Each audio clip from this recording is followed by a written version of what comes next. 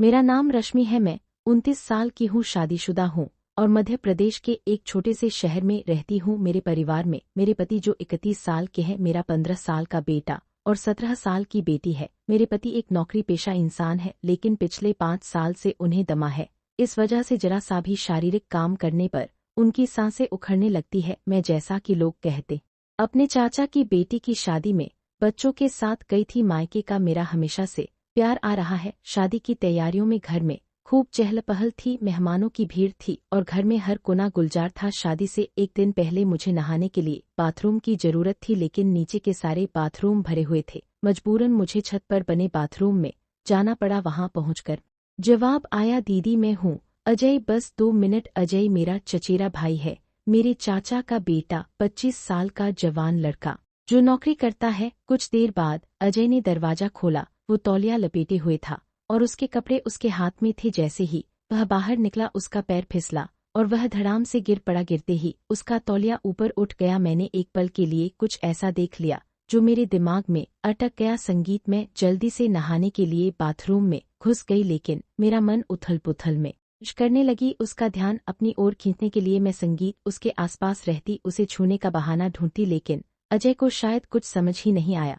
उसकी सादगी और अनजान मुझे और बेचैन कर रहा था। मैं उस पल को भूल नहीं पा रही थी। शादी बड़े धूमधाम से हो गई। 2 दिन बाद घर के बड़े लोग चाचा की बेटी को पहली बार उसकी ससुराल छोड़ने गए। घर में अब कुछ में महिलाएं, मेरे बच्चे और अजय ही बचे थे। शादी की भागदौड़ के बाद अब घर में थोड़ी शांति थी। शाम के 8:00 बजे खाना खा लिया था। मेरी बेटी और बाकी महिलाएं एक कमरे में सोने की तैयारी कर रही थी। मुझे और मेरी बेटी को भी उसी कमरे में सोना था। मेरा बेटा दूसरे कमरे में पलंग पर लेटा टीवी देख रहा था। वह वहीं सोता है। अजय खाना खाकर बाहर घूमने चला गया था। मैं अपने बेटे के पास गई और उसके बिस्तर पर आधा लेटकर टीवी देखने लगी। रात के 9:00 बजे अजय वापस आया। मुझे देखकर वह मुस्कुराया और बोला, क्या देख रही हो दीदी?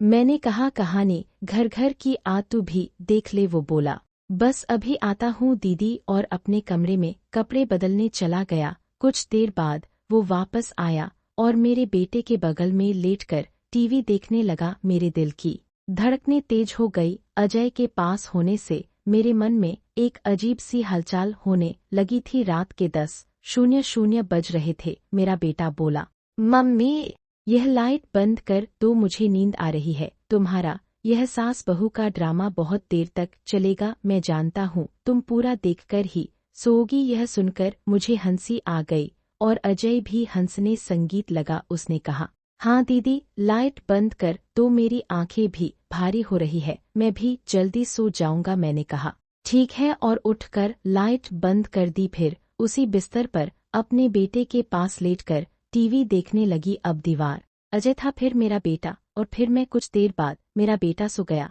थोड़ी देर बाद अजय की आंखें भी बंद हो गई। मैंने जानबूझकर उसे उसके कमरे में जाने के लिए नहीं जगाया। टीवी की आवाज को मैंने बिल्कुल धीमा कर दिया। कुछ देर और इंतजार करने के बाद मैं चुपके से उठी और बगल वाले कमरे में जाकर देखा, मेरी बेटी और बाकी मेहमान गहरी नींद में थे। मैं वापस नाइट बल्ब जलाया, टीवी बंद किया और अपने बेटे के पास लेट गई। करीब आधे घंटे तक इंतजार करने के बाद मैंने फिर से स्थिति का जायजा लिया। सब गहरी नींद में थे। अजय भी सो रहा था। मेरे मन में एक तूफान सा उठ रहा था। मैं अजय को देख रही थी और मेरे दिल की धड़कनें रुकने का नाम नहीं ले रही थी। उस रात मेरे मन में क्या चल रहा था, यह शायद मैं खुद भी पूरी तरह नहीं समझ पा रही थी, लेकिन उस पल में मेरे अंदर की चाहत मुझे कुछ और ही सोचने पर मजबूर कर रही थी। उस रात जब घर में सन्नाटा पसरा था और नाइट बल्ब की हल्की रोशनी कमरे को एक रहस्यमय सा माहौल दे रही थी, मेरा मन बेकाबू हो रहा था। अजय गहरी नींद में था,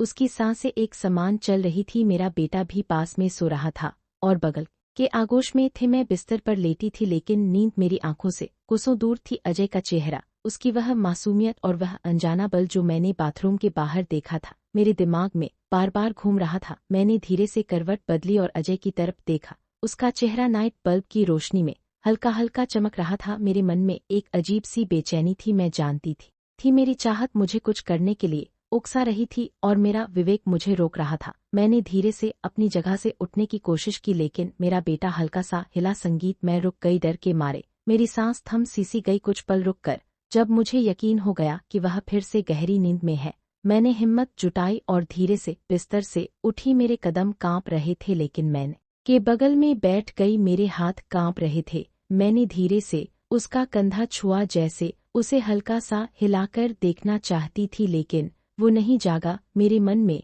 एक तूफान सा उठ रहा था। मैंने खुद से कहा, रश्मि तू क्या कर रही है, यह गलत है। लेकिन मेरे शरीर ने मेरे दिमाग की बात नहीं मानी। मैंने धीरे से उसका हाथ पकड़ा। उसका हाथ गर्म था और संगीत मेरे स्पर्श से वो हल्का सा हिला। उसकी आंखें खुली और वह थोड़ा चौंक सा गया।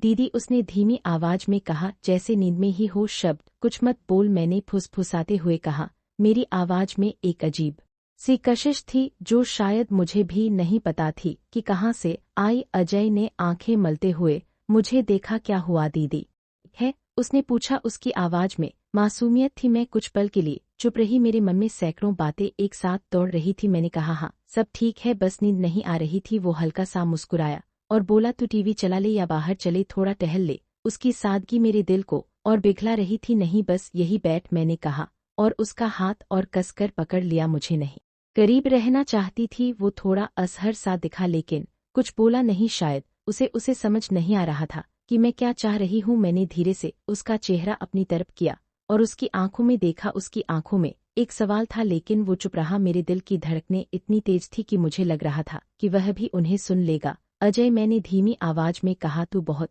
मैंने जवाब नहीं दिया।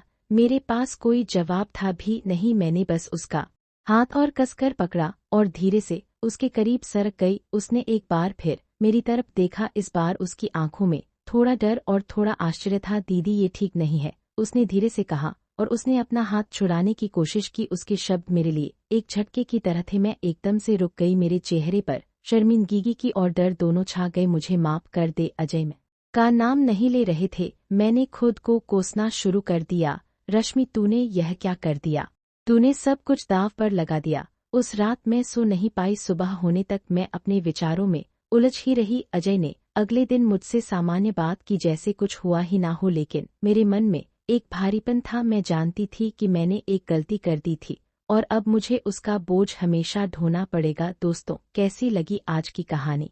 कमेंट करके अपनी राय जरूर लिखें। नमस्कार और हमारा चैनल को सब्सक्राइब करें।